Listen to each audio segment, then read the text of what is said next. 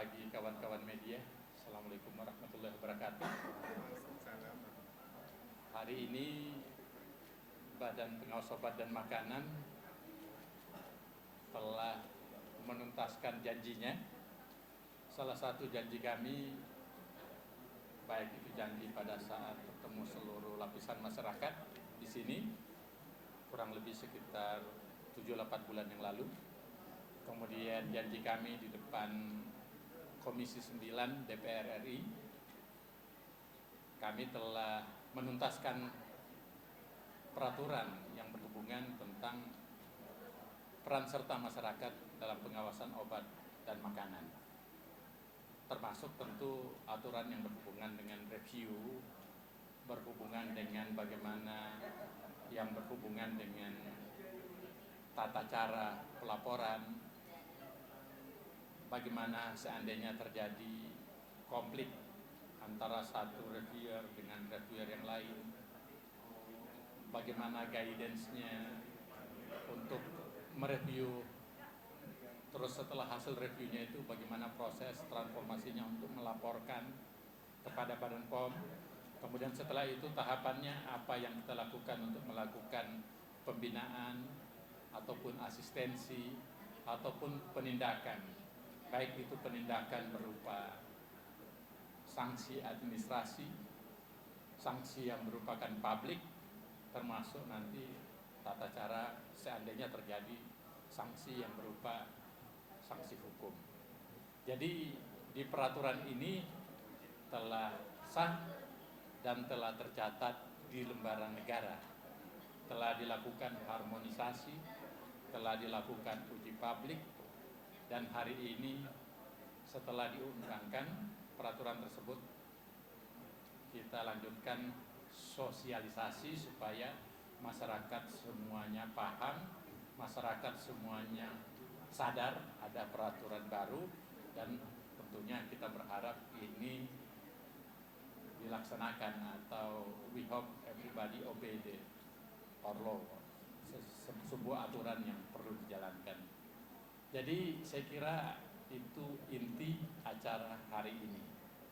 Nah, tentu kita sadar mungkin para awak media dan masyarakat ada yang mau ditanyakan, silakan. Pak, untuk peraturan ini sejauh mana sih, atau sejauh batasan-batasan apa untuk para reviewer? Ada nggak di peraturan ini tertuang nggak untuk ada batasan-batasan tertentu para reviewer yang mereview sesuatu produk, entah itu obat ataupun skincare gitu? Mungkin bisa dijelasin Pak peraturannya seperti apa dan batasan-batasannya seperti apa gitu? Mohon Mas dari media mana? Saya dari Diswedot. Ya, itu pertama saya suka kalau menjawab sekalian. Yang nomor 2 mana contohnya? Silahkan yang lain. Jadi pertama pertanyaannya batasan-batasan, yang kedua ada yang lain bertanya? Mungkin ini Pak, sejauh ini Dari Nusantara ya? Iya, sejauh ini mungkin menemui kendala atau tantangannya seperti apa dan menanggulanginya seperti apa gitu.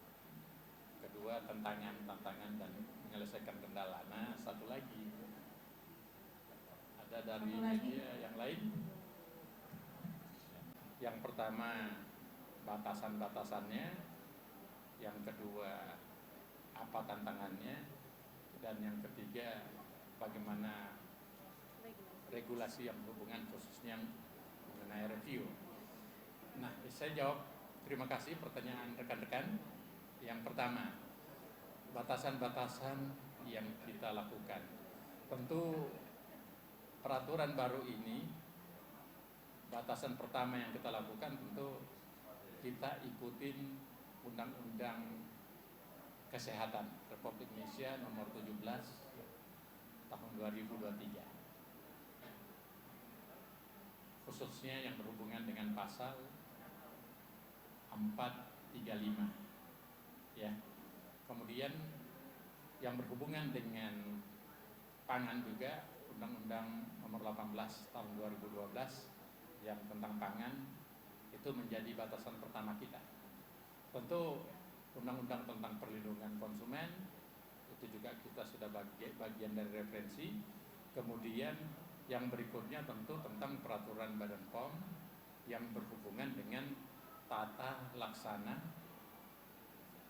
distribusi, tata laksana izin edar, tata laksana standarisasi dan sebagainya.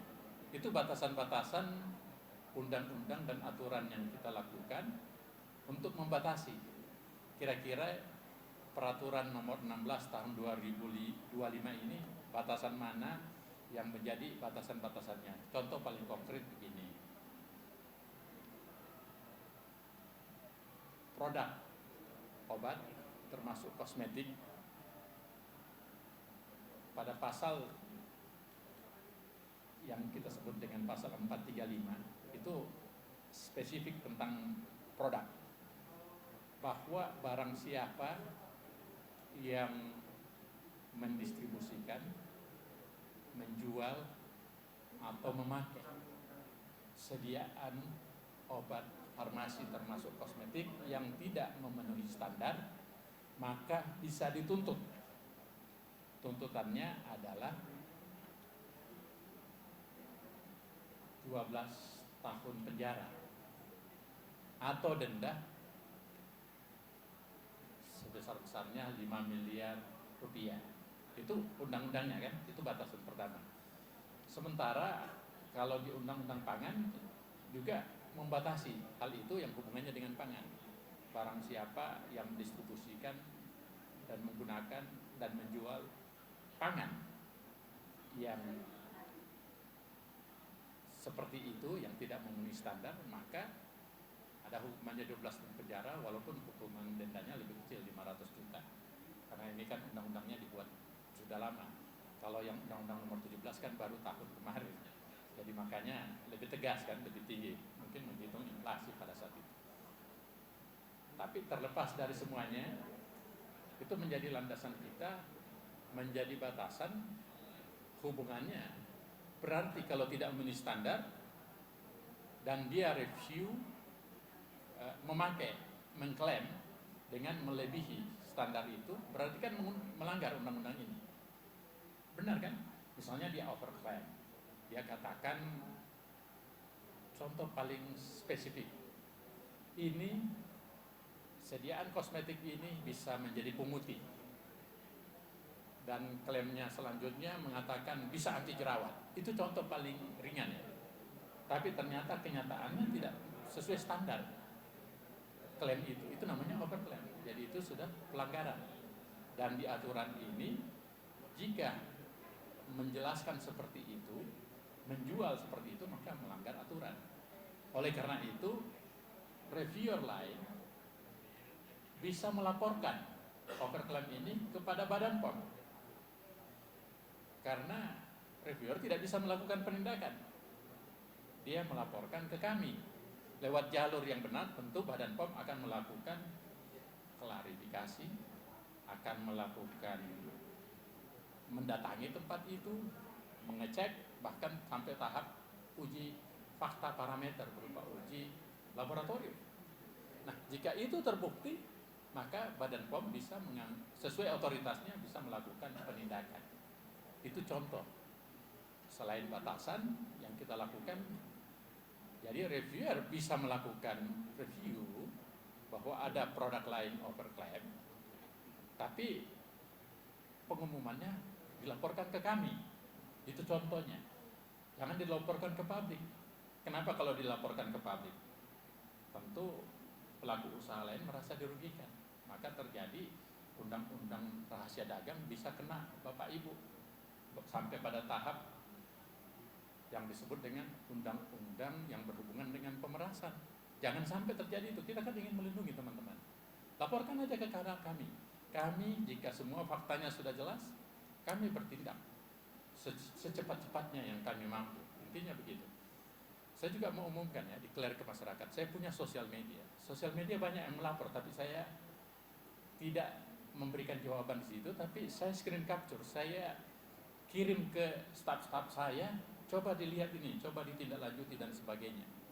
Kalau memang hasil klarifikasinya terjadi, maka tentu Badan Pengawas lewat Deputi Penindakan akan melakukan tindakan. Kita punya PPNS 600 lebih, karena kita terus didik khusus penindakannya, dan kita kerjasama dengan Mabes Polri, khususnya Bareskrim, itu artinya kita dibantu oleh polisi. Dan tentu yang kedepannya kita minta juga dibantu oleh peran serta masyarakat. Jadi semakin kuat, semakin utuh perlindungan masyarakat ini. Itu khususnya batasan-batasan. Yang kedua, hubungannya dengan dari TV Nusantara tadi menanyakan tantangan-tantangannya. Tentu tantangan-tantangannya sangat banyak Bapak Ibu, karena kita tahu ini hal baru. Tantangan yang pertama, masih banyak masyarakat yang belum sadar. Sadar apa? Sadar peraturan ini penting. Sehingga tentu kenyataannya mungkin masih banyak yang melanggar. Itu tantangan pertama. Tantangan yang kedua, mungkin mereka sudah tahu ada aturan-aturan tentang undang-undang kesehatan, ada aturan tentang undang-undang keamanan pangan dan sebagainya, tanpa derivasinya peraturan Kepala Badan POM. Tetapi mungkin karena kepentingan dan kebutuhan lain dia melanggar. Itu tantangan yang kedua. Tantangan yang ketiga, memang ada, kita lihat indikasi penggunaan baik itu pangan maupun sediaan farmasi yang ilegal. Mungkin karena aspek kepentingan bisnis, kepentingan tertentu. Dan sekali lagi, kenapa saya umumkan tadi kontribusi kita 6.000 triliun, artinya dampak dari pelanggaran itu akan berdampak kepada ekonomi nasional kita. Makanya itu bagian dari yang disebut dengan yang paling penting, bahwa national interest kita, kepentingan nasional kita adalah melindungi rakyat ini. Nah, jadi itu tantangan-tantangan yang kita. Nah, bagaimana menghadapinya? Tentu dengan Badan POM melakukan sosialisasi, melakukan pembinaan, melakukan yang disebut dengan asistensi, juga melakukan apa yang disebut kerjasama dengan lintas sektoral, Kementerian Komunikasi Digital, Kepolisian, Kejaksaan, KPK, semua lembaga termasuk Kementerian Pertanian, Sosial dan sebagainya, UMKM, kita kerjasama, termasuk sama Pramuka dan para organisasi masyarakat dan para influencer. Hari ini kan kita kedatangan influencer juga kan. Itu dan termasuk kerjasama kami dengan media. Jadi kami butuh bantuan para media ya untuk tantangan tadi bisa kita hadapi. Dan yang terakhir dari Detik, hubungan yang lebih spesifik dalam menjalankan aturan regulasi baru ini, tentu apa strategi yang kita jalankan. Strategi pertama, kita menginginkan semua yang telah kita putuskan ini karena sudah sesuai tingkatan alurnya, artinya sudah ada uji publik, sudah ada harmonisasi dengan kementerian terkait, dan terakhir telah diundangkan dalam bentuk tercatat di lembaran negara. Dan setelah itu tentu pihak kepolisian bisa menggunakan aturan ini, pihak kejaksaan bisa menggunakan landasan hukum ini, termasuk pihak pengadilan kalau terjadi konflik nanti di meja hijau bisa dijadikan landasan. Dan apa yang kita perlu lakukan, salah satu kegiatan hari ini lewat sosialisasi. Kita mengundang influencer, kita mengundang media, kita mengundang masyarakat luas, akademisi dan sebagainya, untuk memastikan karena sejak tercatat di lembaga negara, maka ini sudah punya landasan hukum. Negara sudah menganggap seluruh masyarakat tahu. Oleh karena itu harus dijalankan sesuai dengan aturan yang ada. Intinya kami juga sangat berharap media, teman-teman media mensosialisasikan kegiatan hari ini. Terima kasih atas bantuan. Berarti secara influencer yang mereview sebuah produk atau obat ataupun kosmetik di sosial media, terus mengumumkan hasil uji lab dari produk tersebut untuk membuktikan bahwa produk tersebut adalah overclaim. Nah, bagaimana dari BPOM ini, peraturan BPOM nomor 16 tahun 2025 mengatur hal tersebut? Apakah memang influencer itu tidak boleh mengumumkan hasil uji lab untuk membuktikan bahwa produk tersebut adalah overclaim kepada publik dan disebarkan melalui video di sosial media? Apakah itu terkena pelanggaran, Prof? Apakah itu bisa dikenakan dikenakan hukum atau sanksi atas influencer yang mengumumkan hasil uji lab tersebut? Terima kasih. Yang saya mau declare dulu bahwa ini aturan ini tidak khusus tentang influencer. Aturan ini untuk berlaku umum, untuk masyarakat, peran serta masyarakat. Jadi jangan langsung dijudge bahwa ini khusus tentang influencer. Enggak. Influencer adalah bagian dari masyarakat luas. Jadi judge pertamanya yang saya mau benarkan, ini bukan khusus untuk influencer, tapi peran serta masyarakat. Nah sekarang pertanyaannya, seandainya ada influencer terus mereview produk, sebetulnya tugas mereview itu bukan hanya influencer kan? Bahasa influencer itu artinya menginginkan sesuatu untuk mempengaruhi masyarakat. Itu asal kata influencer, influence. Jadi kita bicara khusus terhadap influencer, tidak ada tercantum di dalam peraturan baru ini tentang influencer. Yang ada adalah peran serta masyarakat. Karena kita anggap influencer bagian dari masyarakat luas. Nah, bahasa kasarnya bagaimana seandainya ada masyarakat?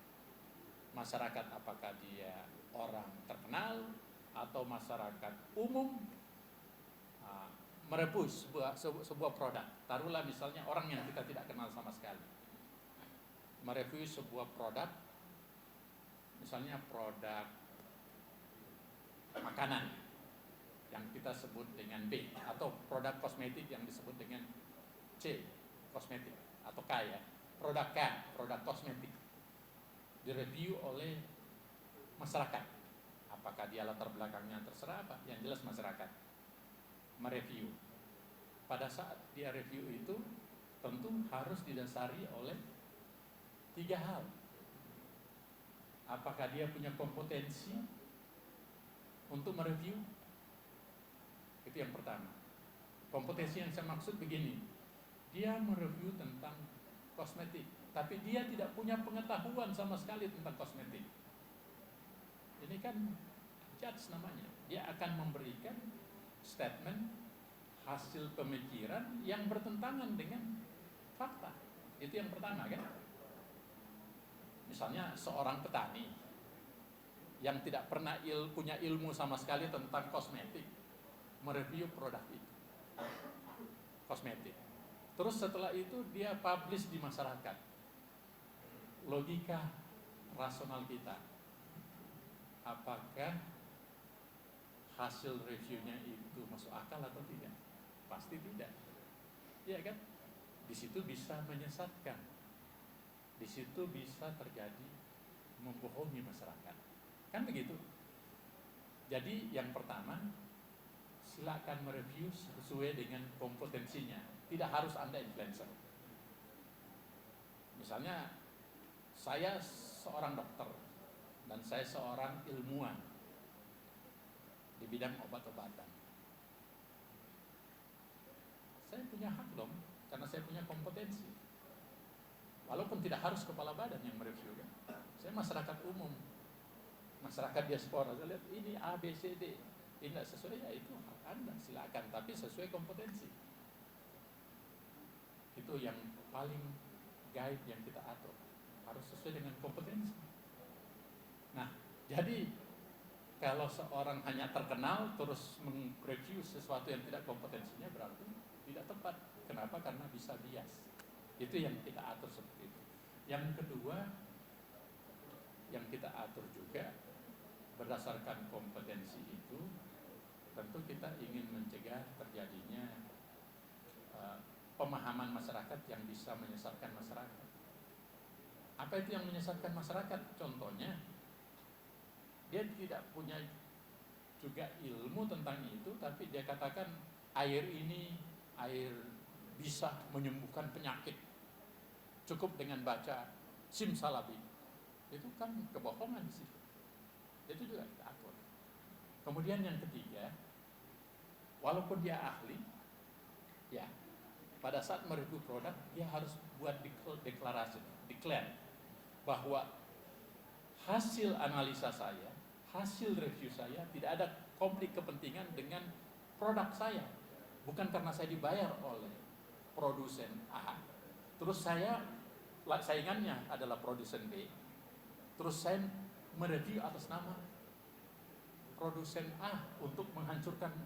Harus ada deklarasi itu, minimal dia buat statement. Kalau tidak, dia akan terkena aturan. Itu contoh-contoh bahwa ini bukan khusus membatasi review influencer, bukan.